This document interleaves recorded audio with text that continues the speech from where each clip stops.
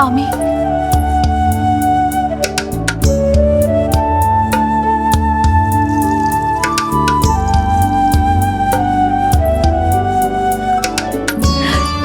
बहन।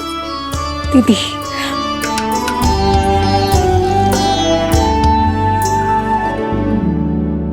भाई नंद, जो आप हमारे लिए कर रहे हैं उसके लिए धन्यवाद शब्द बहुत छोटा है। मैं अपने भाग्य को स्वीकार कर चुका हूं। यदि यही श्री नारायण की इच्छा है तो यही सही।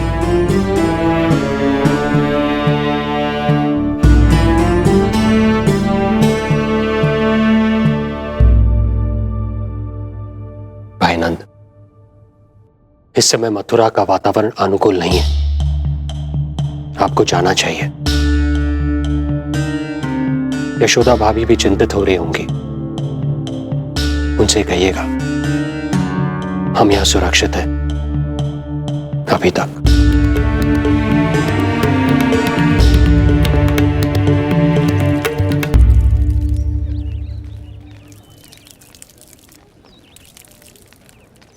वसुदेव भैया का भाग्य पर भरोसा देख वे अपनी संतानों को कंस को अवश्य सौंपेंगे। ईश्वर, इतना कठोर वचन, जब इसे निभाने का कठिन समय आएगा तो कैसा अनुभव करेंगे वे? उनका हृदय तो चकनाचूर हो जाएगा।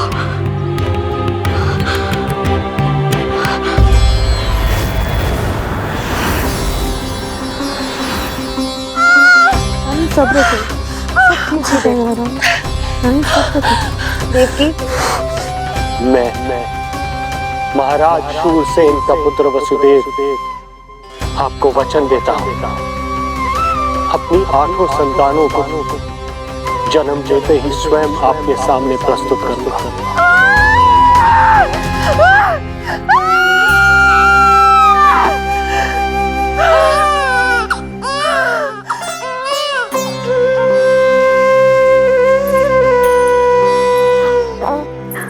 बधाई हो स्वामी, आपको पुत्र रत्न प्राप्त हुआ है।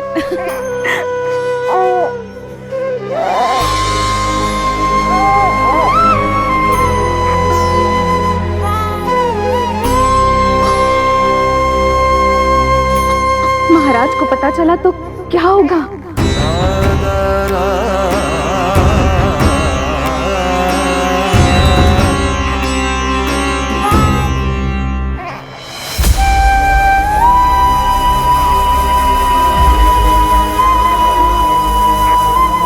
अपने पुत्र को इन हाथों में थामना। कितने वर्षों से इस पल की प्रतीक्षा कर रहा था मैं, और आज जब यह पल आया है, मेरी आंखों में दुख के आंसू हैं। एक पिता जब प्रथम बार अपनी संतान को गोद में उठाता है तो सबसे पहले यह सोचता है कि उसे क्या नाम दूं, उसका सुनहरा भविष्य कैसे सुनिश्चित करे। किंतु मैं वो भाग्यहीन पिता हूं जो अपने पुत्र का भविष्य मृत्यु के अंधकार में डुबोने जा रहा है।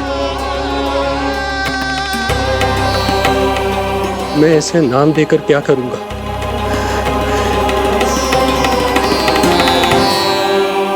क्या आपके वचन का महत्व आपके पुत्र के प्राणों से अधिक है स्वामी?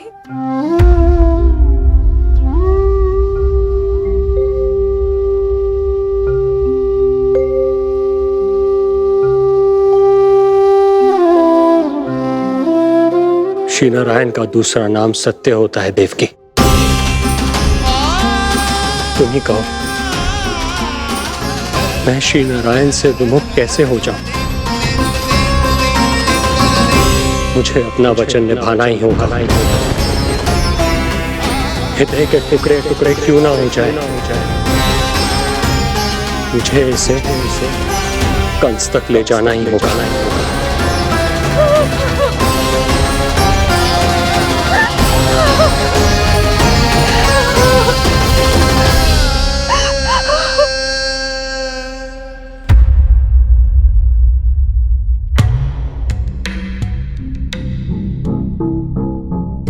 वाह,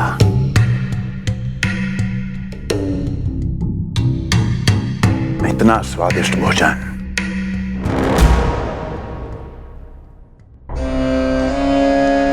किसी विशेष इच्छा की पूर्ति के लिए मुझे सम्मोहित तो नहीं करना चाहती? मुझे पति के रूप में प्राप्त कर तो चुकी हो, अब प्राप्त करने को क्या क्या बचा है प्राप्ति? मैं प्राप्ति नहीं, अस्थि हूं स्वामी। प्राप्ति तो छुई मुई बनकर वहां खड़ी है। आप सदैव अपने विषय में ही सोचते हैं, कभी मेरे ओर भी निहारा कीजिए, तभी तो मेरा नाम सही से स्मरण होगा आपको।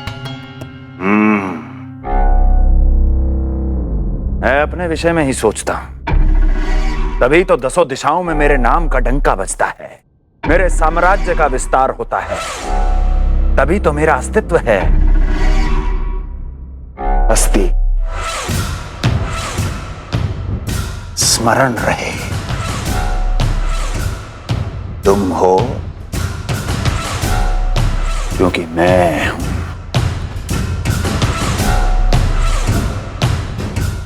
वन में यदि सिंह न हो तो उसके आश्रिति पर गीदड़ भी आक्रमण कर देते हैं। सिंह कभी अपने शत्रु को एक क्षण भी जीवित नहीं छोड़ता महाराज। आपने तो छोड़ दिया देवकी को। सिंह नहीं, आप वो गाय हैं जो अपनी कसाई से अथाह प्रेम करती है।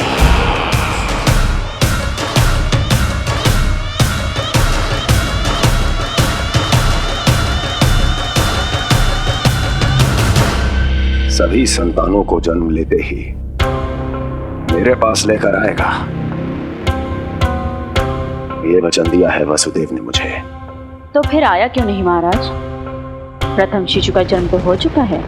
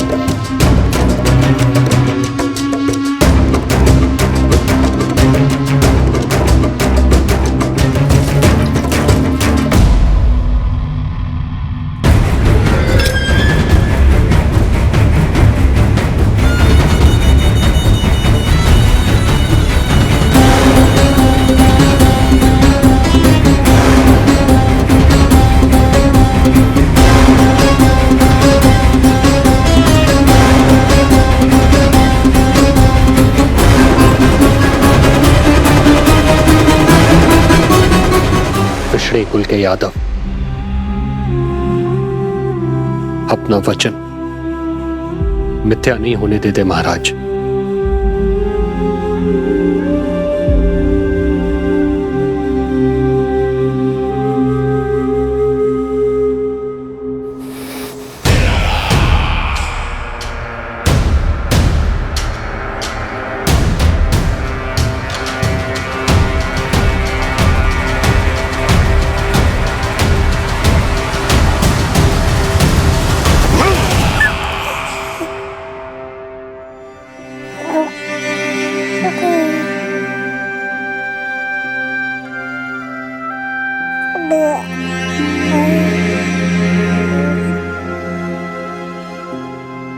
ये देवकी का पुत्र है, मेरी बहन जो मुझे प्रिय हुआ करती थी, उसका प्रथम पुत्र है ये, मेरा प्रथम भांजा।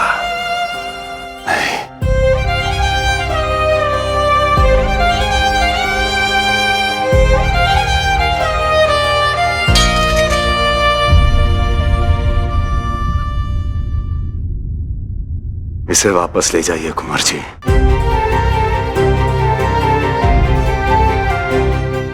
देवकी की प्रथम संतान से मुझे कोई संकट नहीं।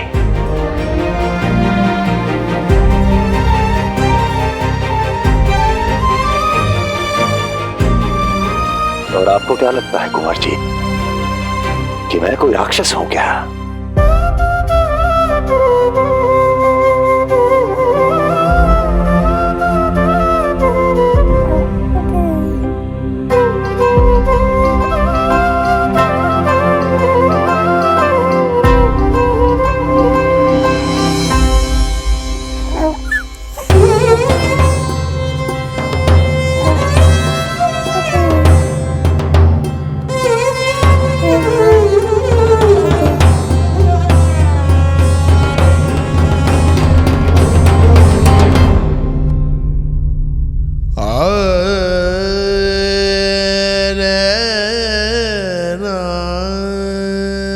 तो उसे अपनी गोद पे भी नहीं उठा पाई थी दीदी।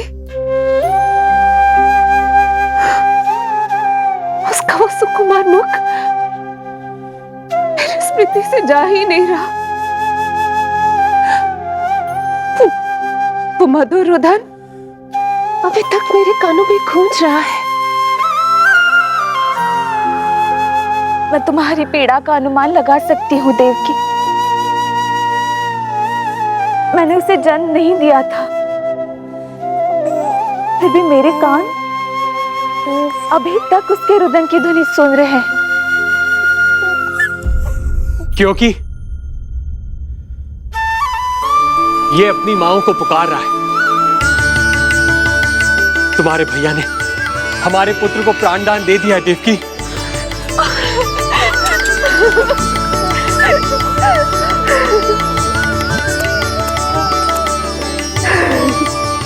स्वामी, अब अपने पुत्र का नामकरण कीजिए। इसे ऐसा नाम दीजिए कि इसका भविष्य यश और कीर्ति से परिपूर्ण हो। कीर्तिमान। कीर्तिमान होगा इसका नाम।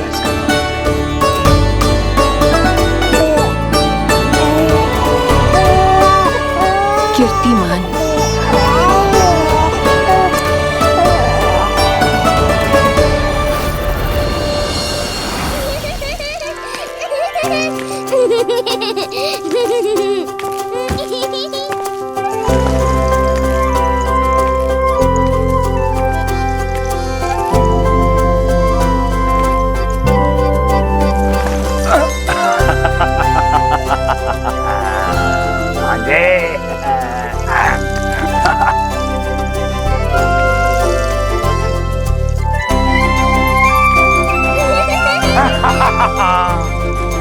भांजे भांजे, मामा से बचना असंभव है।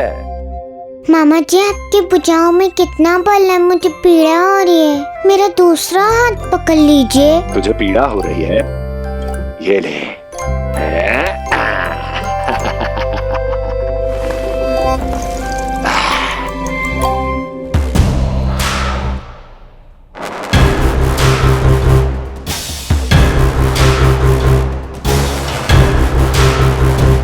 नारायण नारायण। मामा जी मूर्ख बन गए, मामा जी मूर्ख बन गए, मामा जी मूर्ख बन गए। इतना दुस्साहस!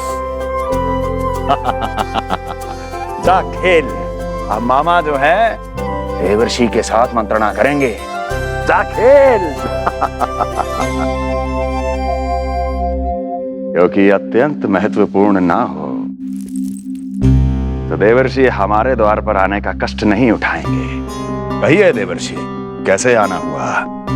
मैं तो बस आपको ये अद्भुत कमल पुष्प भेंट करने आया था महाराज। इसे देखते ही मुझे आपका स्मरण हुआ था। मानो ये मुझे पुकार कर कह रहा हो, मुझे महाराज कंस के पास ले चलिए।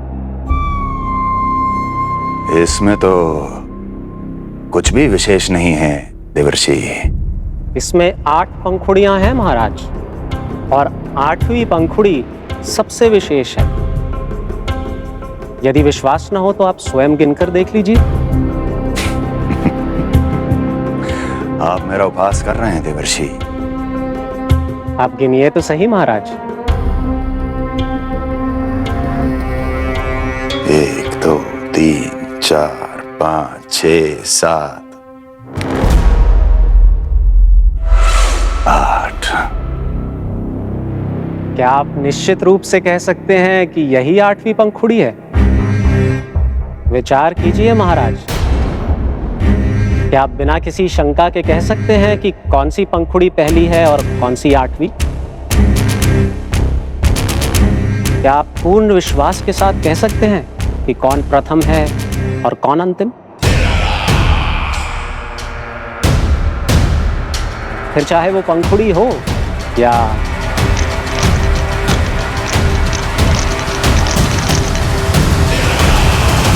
सावधान करने के लिए धन्यवाद देवर्षि। कंस के साथ धोखा करने वाले को अति भीषण दंड मिलेगा। भविष्य में ऐसी कल्पना मात्र से ही मेरे शत्रु भय से कांप उठेंगे। मथुरा नरेश, मैं तो मात्र पंखुड़ियों की बात कर रहा था। यदि आपने कुछ और समझ लिया है तो उसका उत्तरदायित्व मेरा नहीं है। नारायण नारायण।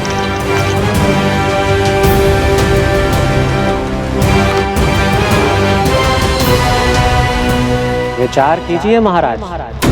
क्या आप बिना किसी शंका के कह सकते हैं कि कौन सी पंखुड़ी पहली है और कौन सी आठवीं? क्या आप पूर्ण विश्वास के साथ कह सकते हैं कि कौन प्रथम है और कौन अंतिम?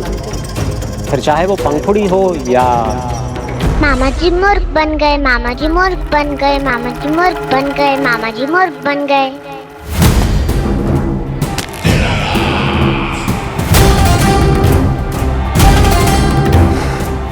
कंस को कोई मूर्ख नहीं बना सकता। कीर्तिमान। जी मामा जी। क्रोध काम लोभ मद मोह मत्सर, क्रोध काम लोभ मद मोह मत्सर, क्रोध काम लोभ। मामा जी मुझे दर्द हो रहा है।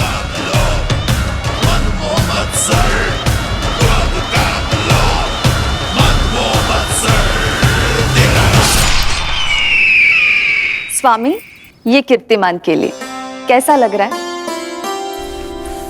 ये लीजिए स्वामी।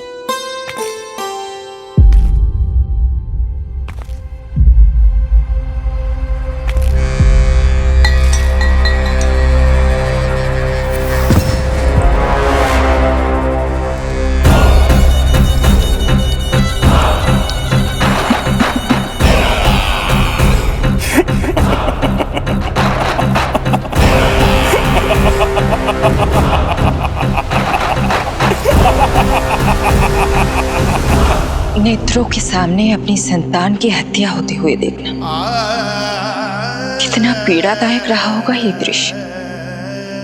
किंतु प्रभु, यदि देवर्षि नारद कंस के हृदय में संदेह का बीज न बोते तो कंस ऐसा कभी नहीं करता। तो फिर उसे उकसाए ही क्यों देवर्षि ने? आप भूल गए देवराज, समस्त संसार में जो भी होता है मेरी इच्छा अनुसार ही होता है। यही प्रश्न नारद ने भी मुझसे पूछा था।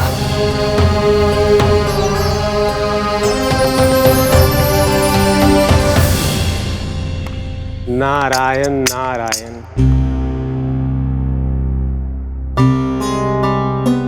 छोटे से बालक की इतनी निर्मम हत्या और माध्यम बना मैं। प्रभु, ये कैसी लीला है आपकी?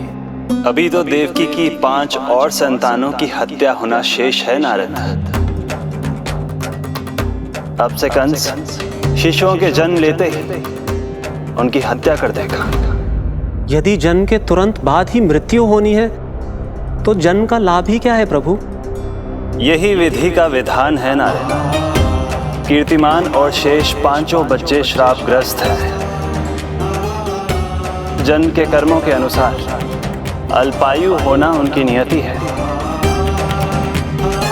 उनकी मृत्यु के बाद ही शेषनाग के अंश के रूप में बलराम और मेरे अंश के रूप में श्री कृष्ण का अवतार संभव होगा। नारायण नारायण।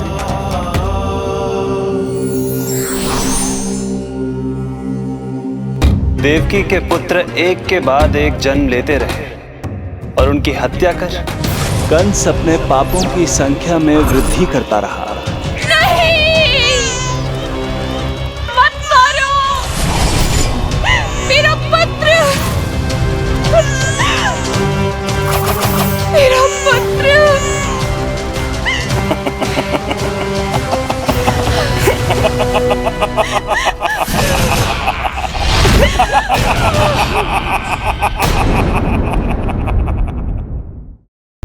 उसकी क्रूरता की कथा ऐसे मोड़ पर आ पहुंची जहां से वापसी असंभव है,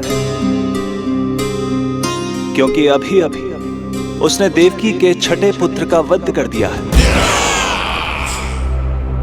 हे प्रभु, कितना दुर्दांत है ये कंस। किंतु एक ही जन्म में एक साथ दो माताओं का पुत्र बनने में उसने आपकी सहायता कैसे की प्रभु? उसके भय ने उससे ये कार्य सहज ही करवा दिया देवराज। जन्म लेते ही माता देवकी के सभी पुत्रों की हत्या कर उसने मुझे विवश कर दिया है। अब जीवित रहने के लिए मेरे अवतार को माता देवकी की कोख से जन्म लेने के तुरंत बाद मैया यशोदा के पास गोकुल जाना ही होगा। और इस प्रकार कंस के कारण एक ही जन्म में दो माताओं का पुत्र बनने का आपका वचन सत्य सिद्ध होगा। आपकी लीला अपरंपार है प्रभु। आप सब अब निश्चिंत होकर जाइए। मेरे अवतार के जन्म होने की घड़ी अब निकट ही है। हम धन्य हुए प्रभु। हम धन्य हुए प्रभु।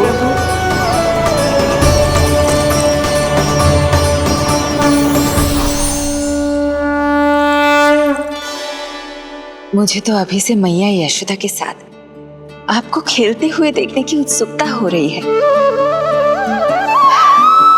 उनकी प्रवृत्ति कितनी निराली है। क्रोध ना करूं तो क्या करूं? देखिए इसकी शैतानी, फिर चला गया सुलक्षणा के बगीचे में फूल खाने। और आपको तो पता है ना सुलक्षणा का, इतनी सी त्रुटि हो जाए पूरे गांव में बखान करने में कोई कमी ना रखती। और जे की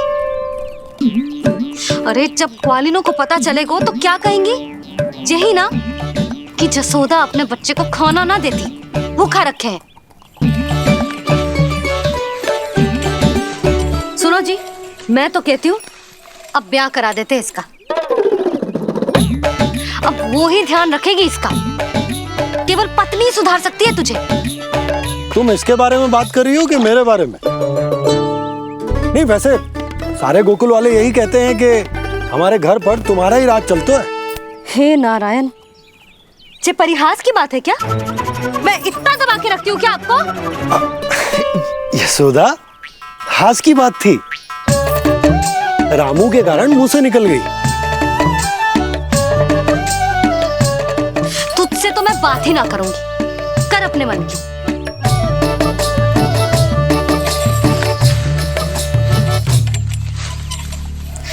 पता है तुझे कितना क्रोध आता है जब तू ऐसे बिना बताए घर से चला जाता है। प्रेम है जे मेरा, चिंता है मेरी। तुझे कुछ हो जाए तो अपना लल्ला माना है तुझे।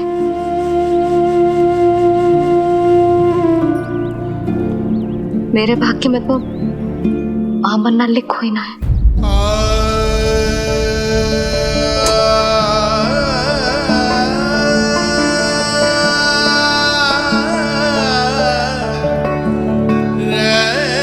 यशोदा,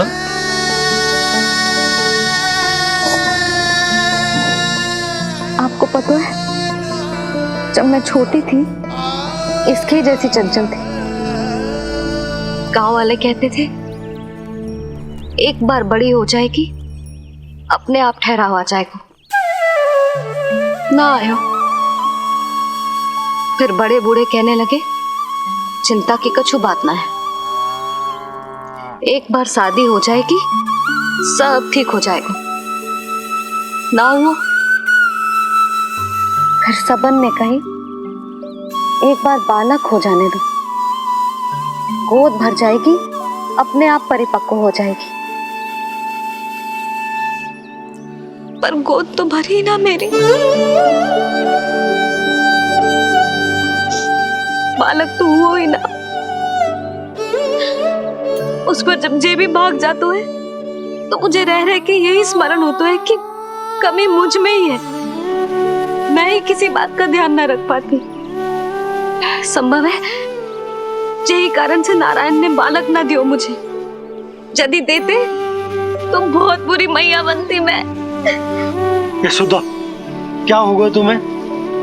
कहाँ की बात कहाँ लेकर जा रही हो तुम?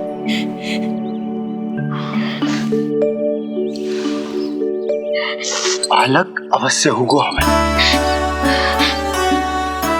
और बहुत अच्छी मैया बनोगी तुम। बस नारायण सही समय की प्रतीक्षा कर रहे हैं। मेरी तो ना सुन रहे बे, आप ही कह दियो उनसे, अब और प्रतीक्षा ना होगी मुझसे।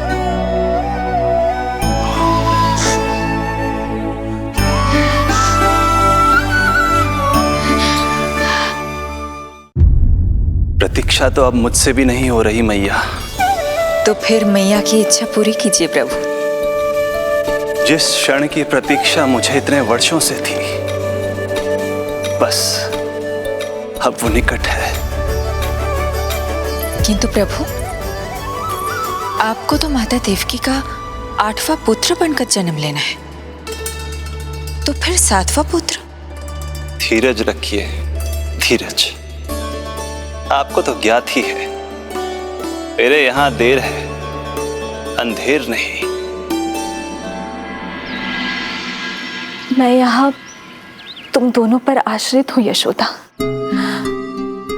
भोजन, सुरक्षा, परिवार का अपनापन सब कुछ दिया है तुमने मुझे,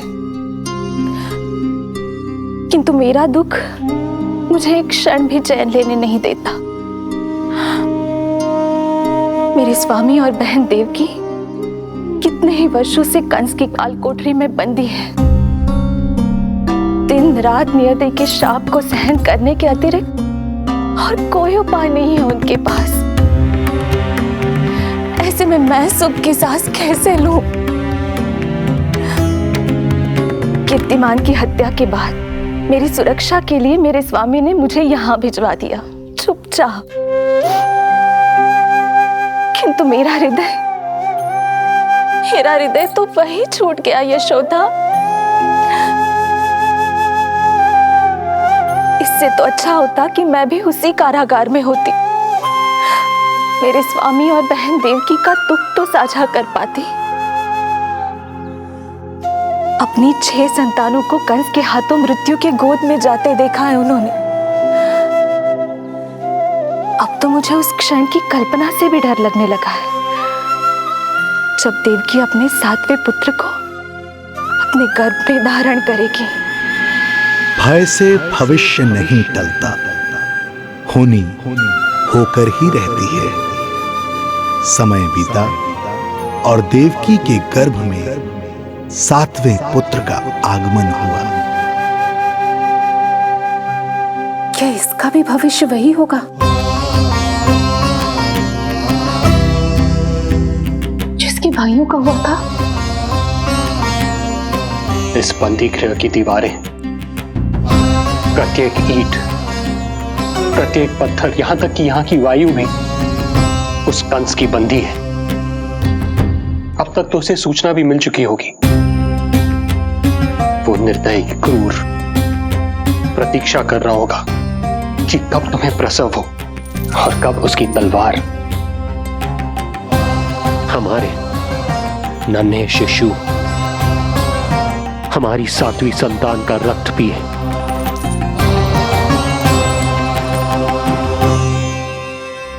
दुर्जन, तुम देवकी की कालकोठरी के बाहर स्वयं उपस्थित रहोगे, प्रत्येक पल 8वां प्रहर। जैसे ही शिशु पहली श्वास ले, तुम मुझे सूचित करोगे। अवश्य महाराज, आज्ञा दें।